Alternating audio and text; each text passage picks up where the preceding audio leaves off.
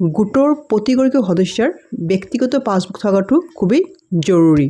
যেহেতু আমি গোটত টকা জমা কৰোঁ, আমাৰ গোটৰ এটা হিচাপ থাকে, কিন্তু সেই হিচাপটো আমাৰ নিজৰ পাছবুকত থাকিব লাগিব। যেতিয়া আপুনি গোটত টকা জমা কৰিব, যাতে গোটতো লিখা থাকিব আৰু আপোনাৰ ব্যক্তিগত পাছবুকতো লিখা থাকিব। তেতিয়া কি হ'ব, একো খেলিমেলি নহয়। হাই, মই Ratna Dutta, SSG motivational trainer.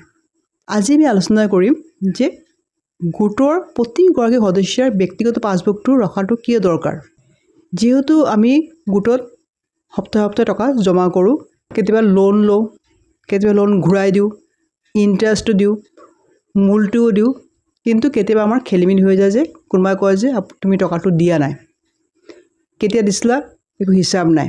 সেইকাৰণে প্ৰতিগৰাকী সদস্যই ব্যক্তিগত পাছবুকটো ৰাখিব লাগে। তেতিয়া কি হ'ব, আপুনি যেতিয়া গোটত টকা জমা কৰিব, গোটৰ বহীটো লিখা থাকিব আৰু আপোনাৰ ব্যক্তিগত পাছবুকত লিখা থাকিব আৰু প্ৰেচিডেণ্ট ছেক্ৰেটাৰীয়ে তাত চহী কৰি দিব, যাতে কেতিয়াও খেলিমেলি নহয়। সেই ব্যক্তিগত পাছবুকটো কেনেকৈ হ'ব, আজি মই ফৰ্মেটটো আপোনাক দেখাই আছোঁ। আপুনি সেইমতে ফৰ্মেটটো বনাই পেলাই আপোনালোকে ৰাখি দিব। যেতিয়া গোটত যাব, টকা জমা কৰিব, আপোনালোকৰ গোটৰ বহীত লিখিব আৰু আপোনাৰ ব্যক্তিগত পাছবুকতো লিখিব। ফৰ্মেটটো আপোনালোকে চাই লওক। তাৰিখ লিখিব, তাৰপিছত সঞ্চয়, তাৰপিছত সুদ, অতিৰিক্ত সঞ্চয় লাভ, মুঠ, তাৰপিছত আছে উঠাই লোৱা, তাৰপিছত বাকী, ঋণ লোৱাৰ পৰিমাণ, তাৰপিছত আছে ঋণ পৰিশোধ, মূলধন আৰু সুদ, তাৰপিছত বাকী থকা ঋণৰ পৰিমাণ, জৰিমনা, বৰঙণি আৰু স্বাক্ষৰ। তাৰ প্ৰথম দিনা যিহেতু তাৰিখটো আছে 1 নম্বৰত, তাৰিখ যোনদিনা টকাটো জমা কৰিব গোটত, সেইদিনা তাৰিখটো লিখিব। সঞ্চয় কিমান টকা কৰিলে সেইদিনা সেই সঞ্চয় পৰিমাণ লিখিব। সুদ, যদি কিবা সুদ আপোনালোকে লাভ কৰিছে গোটৰ পৰা, সেই তাতো টকাটো লিখিব। তাৰপিছত হৈছে অতিৰিক্ত সঞ্চয় লাভ, যদি ক'ৰবাৰ পৰা কিবা আঁচনি পাইছে, কিবা টকা এক্সট্ৰাকৈ পাইছে, সেই টকাটো ইয়াৰ পৰিমাণটো লিখিব ইয়াত। আৰু তাৰপিছত হৈছে মুঠ, মুঠটো হ'ল সঞ্চয়, সুদ আৰু অতিৰিক্ত সঞ্চয় লাভ তিনিটা একেলগে যোগ কৰি যিমান টকা হ'ব এই টকাটো ইয়াত লিখিব। যদি কিবা কাৰণত গোটৰ পৰা আপুনি 100, 200 টকা বা 500 টকা উঠাই লয়, তেন্তে সেই টকাৰ পৰিমাণটো ইয়াত লিখিব। লিখি পেলাই বাকী থকা যিটো আছে তাত মুঠৰ পৰা উঠাই লোৱাটো বিয়োগ কৰি দিব, কৰি পেলাই যিমান টকা থাকিব সেই টকাটো ইয়াত লিখি ল'ব।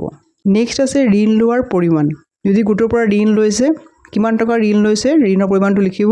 তাৰপিছত ঋণ পৰিশোধ, ঋণ যদি আপুনি ঘূৰাই দিছে, মূলধন কিমান টকা ঘূৰাই দিছে, সুদ কিমান টকা ঘূৰাই দিছে, পৰিমাণটো দুটা ঘৰত বেলেগ বেলেগ লিখিব। বাকী থকা ঋণৰ পৰিমাণ, যদি বাকী এতিয়াও কিমান টকা বাকী আছে ঋণ দিবলগীয়া, সেই টকাটো ইয়াত আপোনালোকে লিখি ল'ব। তাৰপিছত আছে জৰিমনা, কিছুমান গোটত যদি গোটৰ নিয়ম মনা নহয় বা নিয়ম ভাঙি দিয়ে, তেতিয়া জৰিমনা লয়। গতিকে জৰিমনা যেতিয়া ল'ব, কিমান টকা জৰিমনা দিছে, জৰিমনাৰ পৰিমাণটো লিখিব। বৰঙণি যদি কিবা দিছে, তেন্তে এই পৰিমাণটো লিখিব। নেক্সট আছে স্বাক্ষৰ, স্বাক্ষৰটো কি হৈছে, আপোনালোকৰ নিজৰ স্বাক্ষৰটো ইয়াত কৰি দিব। তাৰপিছত তলত প্ৰেচিডেণ্ট আৰু ছেক্ৰেটাৰী চহীটো কৰি পেলাই চিলটো মাৰি দিব। তো আপোনালোকে দেখা পাইছে যে ফৰ্মেটটো, এই ফৰ্মেটটো আপোনালোকে যেতিয়া বনাই ল'ব, যদি আপোনালোকে হাতেৰে বনাব পাৰে হাতেৰে বনাই ল'ব, নহ'লে কি কৰিব, কম্পিউটাৰ দোকান গৈ পেলাই কম্পিউটাৰ প্ৰিণ্ট কৰি বনাই ল'ব। এই ব্যক্তিগত পাছবুকটো যেতিয়া আপুনি ৰাখিব, তেতিয়া কি হ'ব, একো লেনদেনৰ খেলিমেলি নহয়।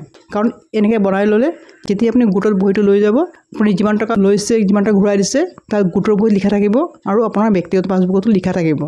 তেতিয়া আৰু পিছত কোনো ক'ব নোৱাৰিব যে আপুনি টকা দিয়া নাই, কাৰণ ইয়াত আপোনাৰ চহী থাকিব, লগতে প্ৰেচিডেণ্ট আৰু ছেক্ৰেটাৰীও চহী থাকিব। এনেকৈ বহীটো বনাই ল'ব। কাৰণ ব্যক্তিগত পাছবুকটো খুব দৰকাৰী বস্তু, যদি বনোৱা নাই আপোনালোকে বনাব। কাৰণ যেতিয়াই গোটৰ লেনদেন হ'ব, আপোনালোকৰ ব্যক্তিগত পাছবুকটো খুবেই দৰকাৰ হিচাপৰ ক্ষেত্ৰত। যদি আপুনি গোটত আছে, ব্যক্তিগত পাছবুকটো বনাবই। আৰু গোটৰ আমাৰ কেইবাটাও বহী আছে, আপুনি গম পায়, গোটেইকেইটা বহী আপোনালোকে ভালকৈ ধুনীয়াকৈ মেইনটেইন কৰিব লাগিব। লগতে আপোনালোকৰ এই ব্যক্তিগত পাছবুকটো আপোনালোকৰ হাতত থাকিব লাগিব, যেতিয়া গোটত যাব বহীটো লৈ যাব। ভিডিঅ'টো ভাল লাগিল, লাইক এণ্ড শ্বেয়াৰ কৰিব, ছাবস্ক্ৰাইব কৰিব। ধন্যবাদ।